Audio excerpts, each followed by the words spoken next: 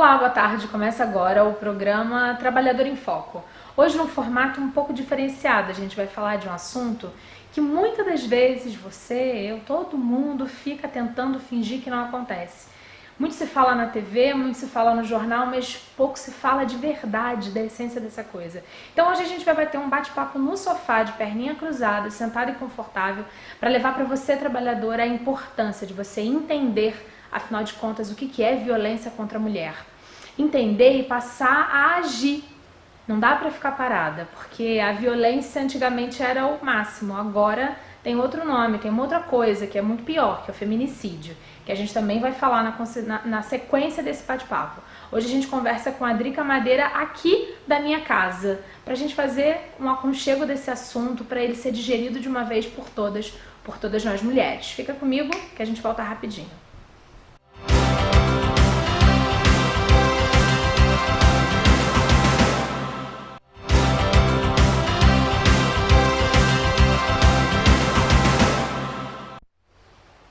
Olá, estamos de volta e vamos dar início a esse bate-papo com Drica Madeira, que é especialista em Lei Maria da Penha, em violência doméstica, em todas essas coisas que muita gente não fala, mas que a gente está aqui para falar. É isso?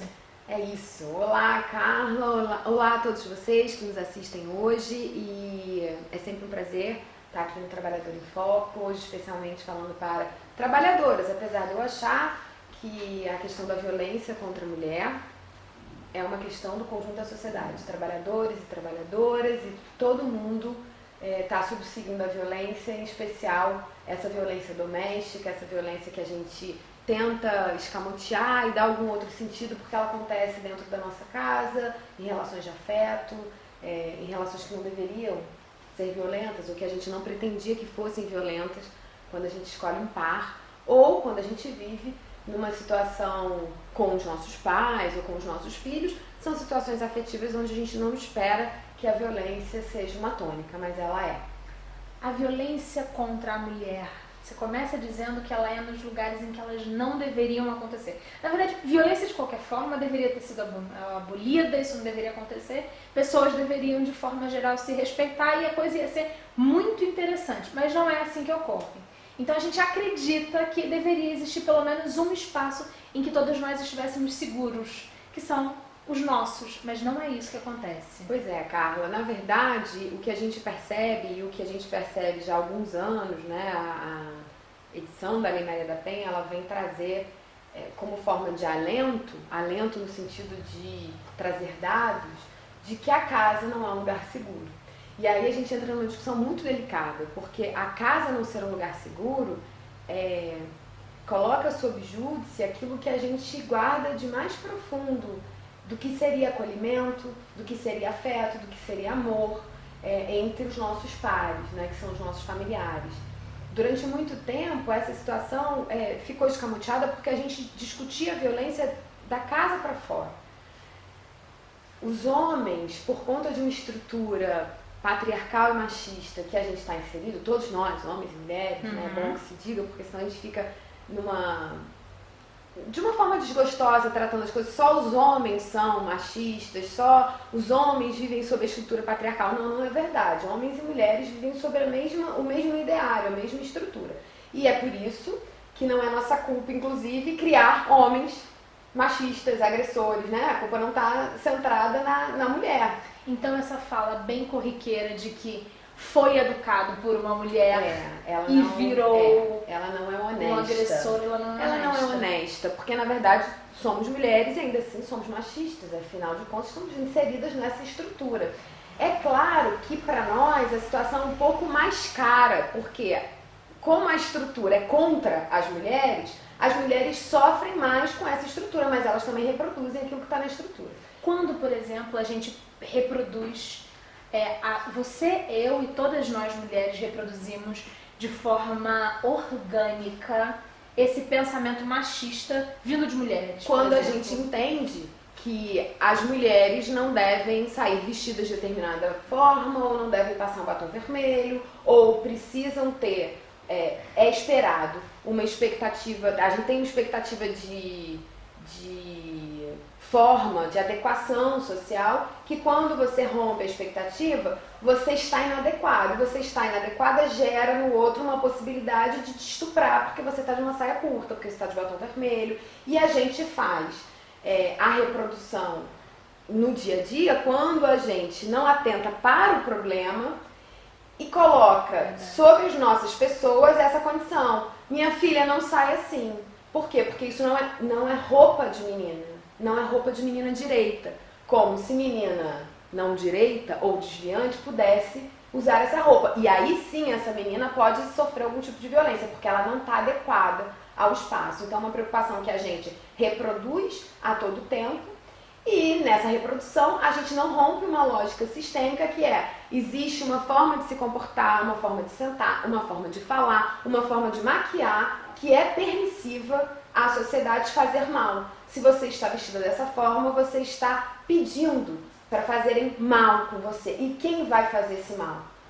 Certamente homens que estão sendo educados de igual forma, nessa mesma lógica que se uma mulher usa batom vermelho, ela está pedindo para ser beijada na rua. Se uma mulher está com uma saia curta, ela está dando condição. Se uma mulher vem falar com um homem e pedir uma informação, ela na verdade está dando em cima daquele homem. E tudo isso seria uma porta, uma abertura para aquele homem devolver de forma ofensiva, agressiva, assediadora, aquele comportamento que é tratado como comportamento desviante. E aí a gente pega bem nos primórdios, você pensa assim, a criança ainda muito pequena, você tem a condição, porque a vida é assim, e você diz para o seu filho o seguinte: vá brincar lá fora, me deixa em paz aqui que eu tô na cozinha, vai brincar lá fora, vai jogar bola. E você diz para sua filha, que tem um pouquinho mais de idade, um pouquinho menos de idade, fica aqui dentro, que lá fora não é lugar de menina, vem ajudar a mamãe na cozinha. Então você reproduz um estereótipo que se pretende, que a gente chama de estereótipo de gênero, que mulheres ficam dentro da casa, homens ficam fora da casa. Brincadeiras de meninas são feitas dentro da casa, brincadeiras de menino fora da casa. Menina tem horário para entrar, menino não, menino pode ficar. Menina tem um horário que é antes de escurecer. Por quê? Porque a noite é perversa para as mulheres. Porque à noite podem acontecer coisas ruins se você for menina. Mas se você for menino, não. Por quê? Porque na verdade você é aquele que faz as coisas ruins. E você pode, você está autorizado a fazer as coisas ruins, agarrar a menina na esquina, no beco, aquela que está de noite na rua. Porque aquela que não está é a certinha, que vai servir para casar. Então é uma repetição mesmo de permissividade comportamental que não impede, não barra essa estrutura que a gente está inserido. E aí quando você quer barrar, as pessoas, de forma geral, como é uma novidade, como é um contrassenso, as pessoas dizem que você está errada. Olha, você está criando a sua filha de uma forma ruim, você diz a ela que tudo pode. Ah, ela pode sair à noite? Como ela pode sair à noite? Você está autorizando a sua filha a ser a desviante, e isso é ruim para a sociedade. Então, a gente está vivendo um momento muito delicado, que é um momento onde esses valores foram questionados à máxima potência. E a gente teve uma liberação, uma libertação.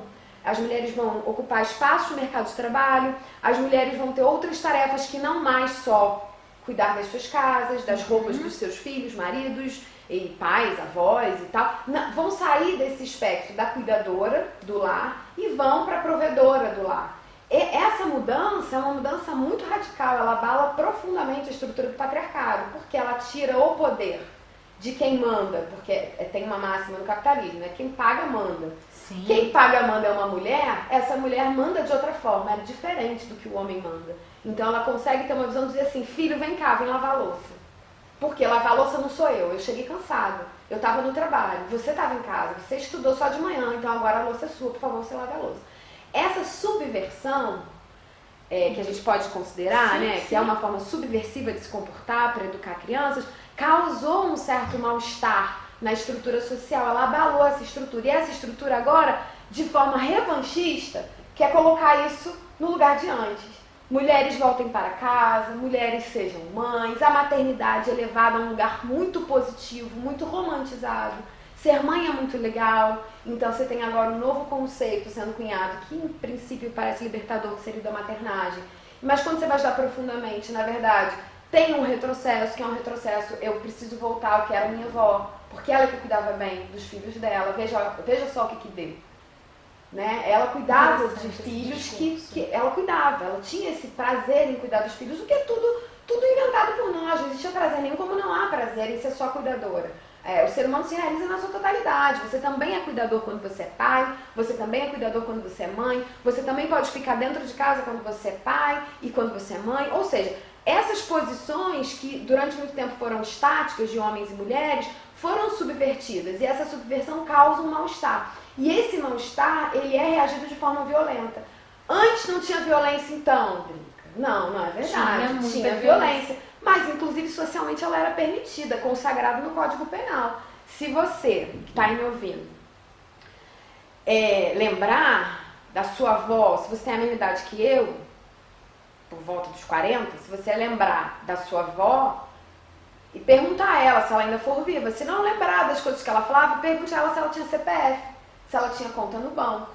Não, elas não podiam, a lei não permitia, porque esse espaço fora não era espaço dela. Então, quando ela teimava, quando ela fazia ainda assim, quando ela não precisava dar conta, mas ela juntava dinheiro no colchão, ela era mal vista. E esse mal ver dentro de casa era refletido de forma violenta, era reagido de forma violenta. Só que ela não tinha quem recorrer, ela não tinha para quem falar, ela não tinha com quem dizer isso. E aí ficava dentro da domesticidade a violência. Aqui a gente bate, aqui a gente briga e aqui a gente resolve. E ninguém pode saber o que acontece aqui. E aí vem muito daquele papo que é um dito super popular, que em briga de marido e colher não se mete a colher, porque era essa coisa de que tudo se solucionava dentro do lar, porque estava imbuído naquele contexto, naquele núcleo. Isso. E a sociedade não era responsável por aquilo. Exatamente, eram problemas privados. Eram problemas privados, porque era um núcleo social pequenininho. Vários núcleos, né, assim, um do lado do outro, de parede e meia. Isso aí, cada um com seus problemas, cada um resolve os seus problemas da melhor forma possível. Se ela apanhou, ela não sabe que tá apanhando, mas eu sei porque tô batendo. É um outro ditado, que é uma máxima que pais e mães usam com filhos e que maridos usavam com mulheres dentro das suas casas. Certamente ela fez uma bobagem, por isso eu tô batendo. E o disciplinamento através da violência, ele é um disciplinamento usado socialmente. A gente é uma sociedade violenta. A gente tem uma ilusão de que o povo brasileiro, porque tem o mito do brasileiro cordial, não é um povo violento, porque a gente tem carnaval, porque, né, a gente não é violento, a gente é legal, a gente é brincalhão, a gente é divertido. Isso não é verdade. O brasileiro é muito violento, né? Ele tem reações muito violentas às questões privadas. O brasileiro não é violento nas questões públicas. O brasileiro não é violento na política. Ele não é violento quando retiram os direitos. Ele tem uma incapacidade de se tornar violento no espaço público, mas no espaço privado ele é muito violento. Agora, quando a gente fala de violência de gênero especificamente, tem o seguinte: homens sofrem, e aí eu falo de gênero nas duas perspectivas, homens e mulheres, porque gênero é um conceito relacionado. Quando eu falo gênero, não estou falando só de mulheres, estou falando de homens e mulheres, e trans, e enfim, todo mundo que queira se encaixar nesse conceito, que é um conceito grande que abarca o conjunto das relações sociais que estão imbricadas na questão sexual, né? A partir dessa questão sexual, a gente tem uma performatividade de gênero, e que são homens, mulheres, trans e gays, e enfim, tudo que você quiser colocar aí dentro desse conceito. Então, homens, na verdade, sofrem uma violência urbana de forma muito maior do que as mulheres, ou seja, essa violência da rua, ela é mais masculina e ela recai mais sobre os homens. Então, brigas de trânsito, assaltos à mão armada, os homens sofrem mais com isso. Eles são os perpetradores dessa violência, eles também são os sofredores, os que estão ali nessa estrutura. Entre si. Quando você fala da violência contra a mulher e afins, e aí eu vou colocar aqui minorias que se qualificam a partir dessa performatividade de ser mulher, né? E aí eu estou incluindo gays que são assumidamente, estereotipadamente gays. E aí eles sofrem como mulheres, ou muito próximo do que as mulheres sofrem, porque são comportamentos desviantes, não é o paradigma. O paradigma é o homem. Tudo que não é o homem é desvio. Certo. E tudo que é desvio é mal visto. Essa violência de dentro, essa violência doméstica, recai sobre as minorias. Mulheres, outros, crianças. Essa violência doméstica fica na nossa conta e não na conta dos homens. Eles são os maiores perpetradores. Isso não quer dizer que mulheres também não cometam violência doméstica, sim. elas cometem, mas os homens são os maiores perpetradores dessa violência, especialmente contra as mulheres no ambiente doméstico, no ambiente privado, no ambiente da casa, que devia ser um ambiente seguro. Segurança. A gente vai fazer um breve intervalo, volta no próximo bloco, agora que a gente entendeu essa demanda de lugar da violência, e a gente volta falando, afinal de contas, o que é violência? É só o tapa? É só a agressão? Fica com a gente que a gente volta rapidinho.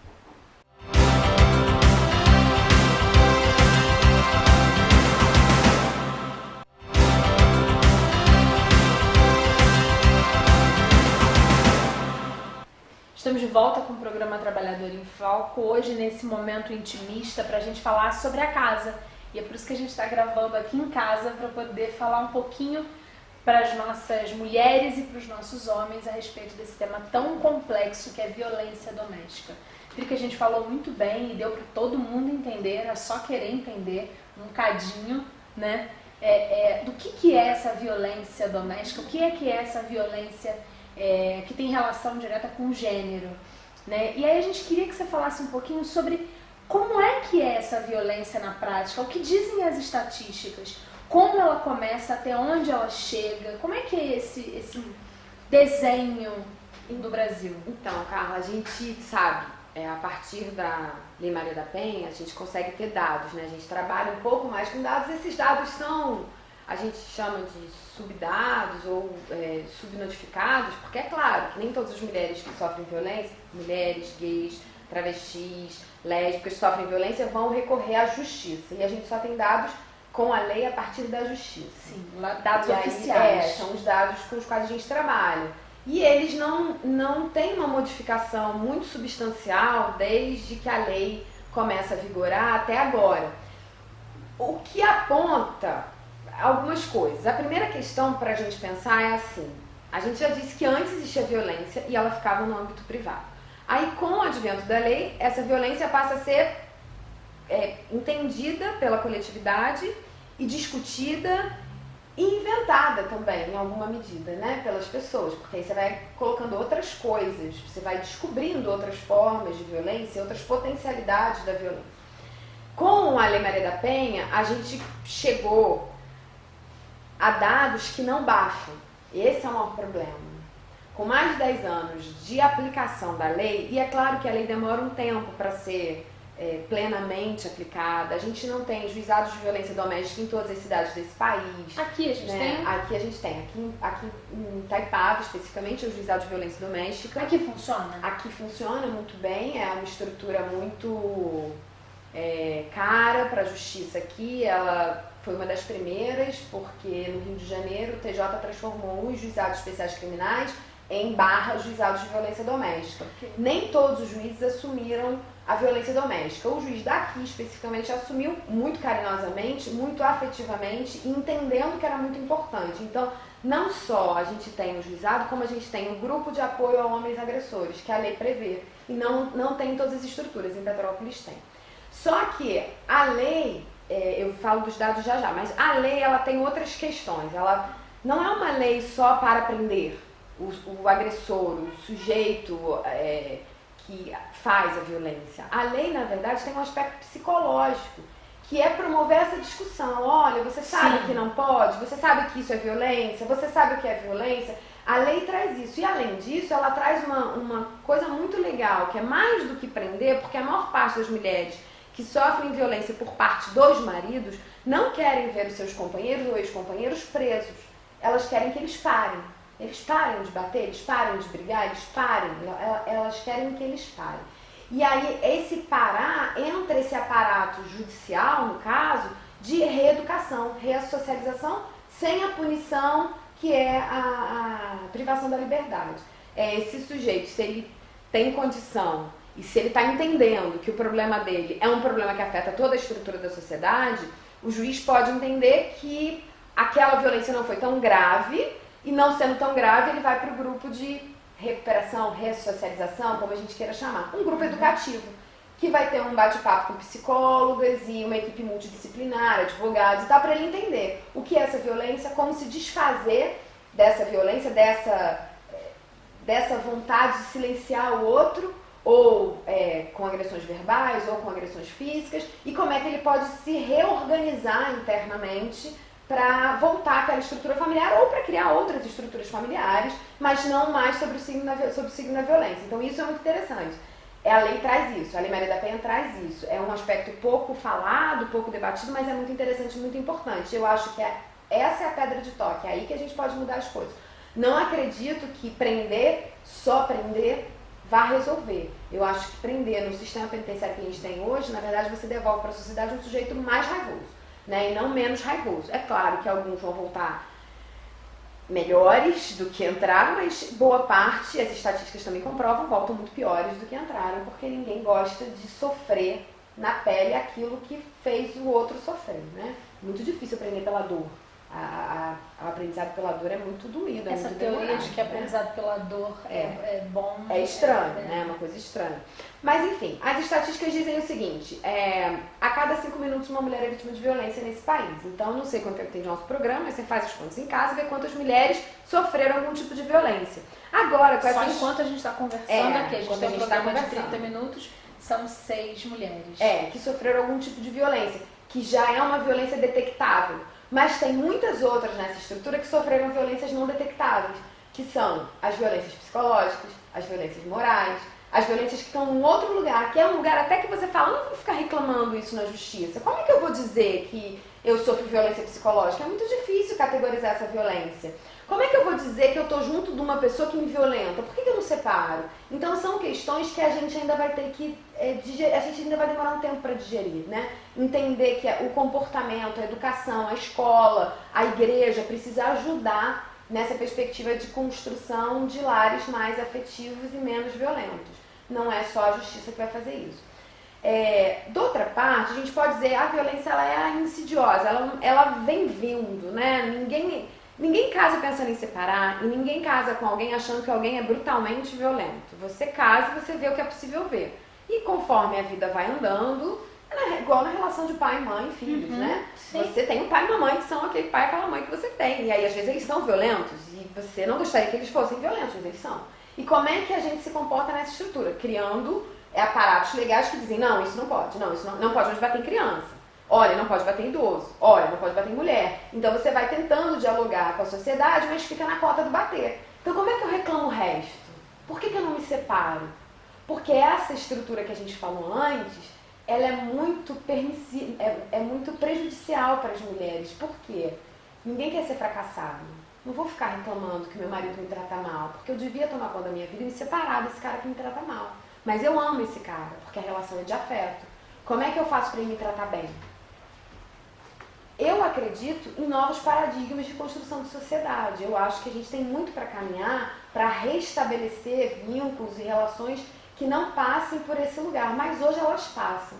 Então, a violência psicológica, a violência moral, a violência patrimonial, e aí você pensa, mas eu nem sou rica, a casa é dele, mas ele não deixa você ficar com seus documentos. Os documentos ficam guardados na caixinha dele. Isso é uma violência patrimonial. E isso é uma violência que está dizendo, embutido, né, por trás, o seguinte: você não pode sair daqui sem me avisar. Você não pode entrar no ônibus e ir embora, se você der a louca. Você não pode, porque eu tenho os seus documentos. Você não pode ir no banco fazer um empréstimo, você não pode ir na loja comprar uma coisa com o seu cartão, porque eu tenho os seus documentos, eu fico com tudo que é seu. Eu sou seu dono. É uma violência que está te dizendo isso. Não é só porque você não tem um apartamento ou um carro e o sujeito quebrou teu carro, roubou teu apartamento, que você não sofre violência patrimonial. Você sofre porque ele queimou tuas roupas. Porque ele disse, essa roupa você não sai mais, porque mulher minha não sai assim. E isso era o seu patrimônio, percebe? Como é que eu digo que isso é ruim? Então, a gente tem um leque de violências que é claro que a parte mais visível dela fica na violência física, que é a agressão propriamente dita, a agressão física, leve ou não, mas que empurra a gente para uma outra história, que é uma história que tem ganhado dimensões, assim como a Maria da Penha no início, dimensões muito grandes e muito graves, que é uma outra lei que se pretende uma lei também para averiguação de dados, e aí a gente poder pensar em políticas públicas mais efetivas, que seria o feminicídio, ou seja, o último grau da violência contra as mulheres e minorias já não é mais a agressão física. Não é mais a agressão física, não é mais um bater. o último grau é matar. É muito dramático quando você pensa na escalada da violência, começa com um grito dentro de casa, depois com o enfeiamento de quem é você, depois uma desconstrução dizendo que você é burra, que você é feia, que você não serve nem para lavar a louça, depois com uma me dá aqui seus documentos, ou depois eu vou rasgar essa roupa porque mulher minha não sai assim, um tapa e um soco e uma costela quebrada, como por exemplo a Luísa Brunet, né? Várias costelas quebradas, e no final das contas nada disso é suficiente. Por quê? Porque quando eu não tenho você para mim como meu objeto, você não pode mais existir. E aí eu vou lá e te E aí eu vou lá e te mato. E aí a gente chega no auge do que seria a violência contra a mulher. Chegando nesse auge, a gente está no final do programa, a gente volta em breve num outro programa e aí falando sobre feminicídio. E aí a gente começa o próximo programa, na próxima semana, explicando na verdade o que fazer diante da violência para não virar feminicídio. Obrigada, a gente volta na semana que vem. Até lá, tchau, tchau.